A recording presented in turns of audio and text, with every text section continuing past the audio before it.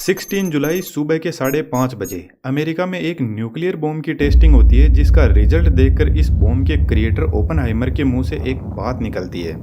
Now I am become death, the destroyer of worlds. और यह बात सच भी हो जाती है। इस बॉम्ब की टेस्टिंग के 20 दिन बाद 6 अगस्त 1945 को अमेरिका जापान के हिरोशिमा पर सुबह 8:15 बजे लिटिल बॉय बॉम्ब को गिरा देता है, जो लगभग 70,000 लोगों की इंस्टेंटली जान ले लेता है और इतने ही लोगों की जान अगले 2 महीने में और ले लेता है। और इसके बाद में हम चांद और मंगल पर लाइफ ढूंढ रहे हैं। ओपनहाइमर ने 2 बॉम्ब बनाए, फेटमैन और लिटिल बॉय। लिटिल बॉय में एज ए एक्सप्लोजिव यूरेनियम को काम में लिया गया और फेटमैन में प्लूटोनियम को। प्लूटोनियम और यूरेनियम दोनों ही रेडियो एक्टिव मटेरियल है, लेकिन यहाँ पर यूरेनियम के आइसोटोप्स U-35 को काम में लिया गया और प्लूटोनियम के आइसोटोप्स P-239 को, क्योंकि सिर्फ इन्हीं आइसोटोप के अंदर न्यूक्लियर फ्यूजन की प्रोसेस हो सकती है और इसमें न्यूट्रॉन्स की अवेलेबिलिटी भी ज्यादा होती है, जो अभी आपको थोड़ा आगे समझ में आ जाएगा। लेकिन आज की नई टेक्नोलॉजी में इंटरेस्टिंग बात है कि 1945 में लिटिल बॉय बॉम्ब में 64 kg एनरिच्ड यूरेनियम को काम में लिया गया, जो 15,000 टन TNT जितनी एनर्जी प्रोड्यूस करता है। लेकिन आज का 1 kg यूरेनियम 20,000 टन TNT जितनी एनर्जी प्रोड्यूस कर सकता है, जो 80 गुना ज्यादा पावरफुल है 1945 के बॉम्ब से। तो आज का न्यूक्लियर बॉम्ब साइज में भी छोटा है और पावर में भी बहुत ज्यादा है। एक्सप्लोजिव मटेरियल आज भी प्लूटोनियम और यूरेनियम ही है, लेकिन यह ज्यादा प्योर फॉर्म में है। यदि यूरेनियम की पावर को हम आसान भाषा में समझे तो थर्मल पावर प्लांट में कोयले से इलेक्ट्रिसिटी बनाई जाती है और न्यूक्लियर पावर प्लांट में यूरेनियम को यूज में लिया जाता है। तो वहाँ पर 1 kg यूरेनियम 27 लाख kg कोयले के बराबर होता है। यूरेनियम का एटॉमिक वेट ज्यादा होता है, तो इसको न्यूक्लियर फ्यूजन की प्रोसेस से छोटे एटम्स में तोड़ा जाता है और जब यह यूरेनियम ब्रेक डाउन होता है तो इससे बहुत ज्यादा एनर्जी निकलती है। जैसे अपन यहाँ पे समझते हैं यह कोई यूरेनियम का एटम है। अब यह एटम नॉर्मल कंडीशन के अंदर स्टेबल रहता है, लेकिन हमें तो इसको अनस्टेबल करना है ताकि अपनी एनर्जी को यह रिलीज कर सके। इसलिए हम एक न्यूट्रॉन इसमें ऐड कर देते हैं। जैसे ही हम इसमें न्यूट्रॉन ऐड करते हैं तो यह अनस्टेबल हो जाता है और यह 2 एटम के अंदर टूट जाता है। अब इस ब्रेकडाउन से 3 न्यूट्रॉन और जबरदस्त एनर्जी निकलती है। अब इस न्यूट्रॉन के पास में बहुत ज्यादा एनर्जी होती है और इसकी ट्रेवलिंग स्पीड भी इतनी ज्यादा होती है कि यह लाइट की स्पीड का 30% स्पीड से ट्रेवल करते हैं। तो यह तीनों न्यूट्रॉन आगे और न्यूट्रॉन के एटम से टकराते हैं और उनको तोड़ते हैं और फिर उनसे न्यूट्रॉन और एनर्जी निकलती है और फिर वह और आगे यूरेनियम के एटम को तोड़ते हैं। इस टाइप से एक लंबी अनकंट्रोल्ड चेन रिएक्शन चलती है जब तक पूरे यूरेनियम के एटम से एनर्जी ना निकल जाए। अब न्यूक्लियर बॉम्ब के अंदर यह प्रोसेस तो होती ही है, लेकिन इस प्रोसेस को कंडक्ट करवाने के लिए बॉम्ब की डिजाइन अलग हो सकती है। ओपनहाइमर के लिटिल बॉय बॉम्ब को एक्टिवेट करने की डिजाइन एक गन के मैकेनिज्म के जैसी थी, जिसको अभी हम आगे समझेंगे। बॉम्ब 10 फीट लॉन्ग और 28 इंच का डायमीटर था और इसका वेट 4,400 kg था। जिस एयरक्राफ्ट से इस बॉम्ब को गिराया जाने वाला था उसका नाम B-29, जो एक बॉम्बर एयरक्राफ्ट है। जब एयरक्राफ्ट 38,000 फीट की हाइट पर था तब एयरक्राफ्ट अपने डोर ओपन करता है और बॉम्ब को नीचे गिराता है।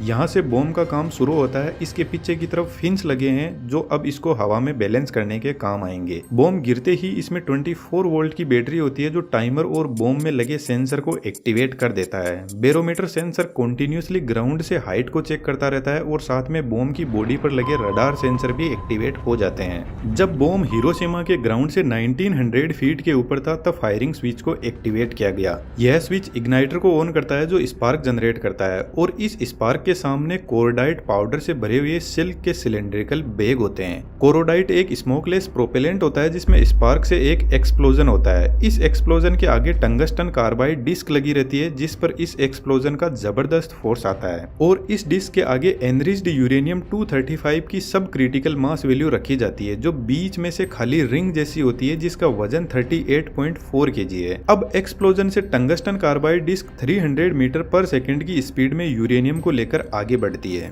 और फ्रंट साइड में एनरिच्ड यूरेनियम 235 को ही सिलेंड्रिकल फॉर्म में सुपर क्रिटिकल वैल्यू रखी जाती है जिसका वेट 25.6 kg है, जो एक्सप्लोजन के लिए तैयार बैठा है। यहाँ पर एनरिच्ड यूरेनियम की सुपर क्रिटिकल और सब क्रिटिकल मास वैल्यू को रखा जाता है जिससे क्रिटिकल मास को अचीव किया जाता है और क्रिटिकल मास वह वैल्यू है जिस पर यूरेनियम फिजनेबल बनता है, अदरवाइज न्यूक्लियर फिजन की प्रोसेस इसमें शुरू ही नहीं होगी। तो जैसे ही यूरेनियम की रिंग स्पीड में आकर इस सिलेंडर में फिट होती है तो पीछे की तरफ तरफ इनिशिएटर लगे रहते हैं जो न्यूट्रॉन्स को इंजेक्ट करना शुरू कर देंगे, जिससे न्यूक्लियर फिजन की प्रोसेस शुरू हो जाएगी। यहाँ पर जो गन बैरल है वह बहुत स्ट्रॉन्ग मेटल की बनी है, तो जब तक न्यूक्लियर फिजन की प्रोसेस कंप्लीट नहीं हो जाती तब तक यह मेटल यूरेनियम को होल्ड करके रखती है। और जैसे ही न्यूक्लियर फिजन की प्रोसेस कंप्लीट होती है तो इतनी ज्यादा एनर्जी निकलती है कि यह मेटल पिघल के ब्लास्ट हो जाती है। और यह ब्लास्ट इतना जबरदस्त होता है कि 1200 फीट डायमीटर की एक जबरदस्त फायरबॉल क्रिएट होती है जो ऊपर 6000 फीट तक जाती है। यह एक मशरूम जैसा चमकदार बादल होता है जिसका टेम्परेचर 6000 डिग्री सेंटीग्रेड होता है, जो सन के सरफेस टेम्परेचर के बराबर है। इस फायरबॉल ने पलक झपकते ही लगभग 40,000 लोगों की जान ले ली। इसके एरिया में जितने भी लोग थे वे एकदम गायब हो जाएंगे, उनकी हड्डियां भी नहीं बचेगी, भाप बन जाएगी। यह जो फायरबॉल है ये बहुत ज्यादा शॉक वेव क्रिएट करेगी और शॉक वेव चारों तरफ हर डायरेक्शन में ट्रेवल करेगी, साउंड की स्पीड से भी ज्यादा स्पीड में, जिससे जोरदार अर्थक्वेक भी आना शुरू हो जाएंगे। लिटिल बॉय बॉम्ब को सरफेस से कुछ ऊंचाई पर ब्लास्ट किया गया ताकि इसकी फायरबॉल ज्यादा एरिया को कवर कर सके।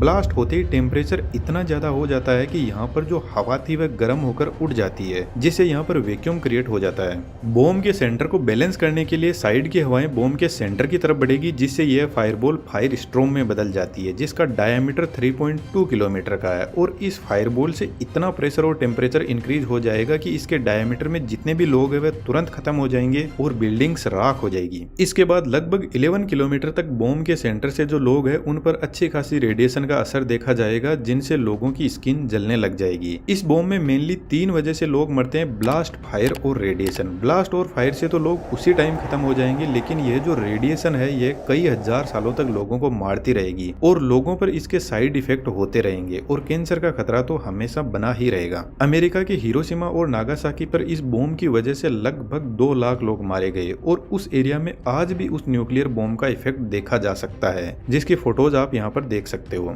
ओपनहाइमर को अपने इस आविष्कार को लेकर बहुत रिग्रेट था और उन्होंने इस न्यूक्लियर बॉम्ब पर बैन लगाने के लिए बहुत कोशिश की, लेकिन वह कर नहीं पाए। अब आप ही बताओ, ओपनहाइमर हीरो है या villain? 1 kilo uranium price $7 million का है, फिर भी हमारी अर्थ पर 12,500 न्यूक्लियर बॉम्ब अवेलेबल है। आज 10 से भी ज्यादा कंट्री के पास में न्यूक्लियर बॉम्ब है। पिछले 80 सालों में से किसी भी न्यूक्लियर बॉम्ब का यूज नहीं हुआ, लेकिन फिर भी हम इंसान एक हाथ में पेट्रोल और एक हाथ में जलती हुई माचिस लेकर घूम रहे हैं। ऐसा बेहतरीन 3D एनिमेशन आपको भी सीखना है तो डिस्क्रिप्शन में कोर्स का लिंक दिया हुआ है। हमारी 3D कम्युनिटी में आपका स्वागत है। आप चैनल पर विजिट करके और भी ढेर सारे ऐसे वीडियोस को एंजॉय कर सकते हो।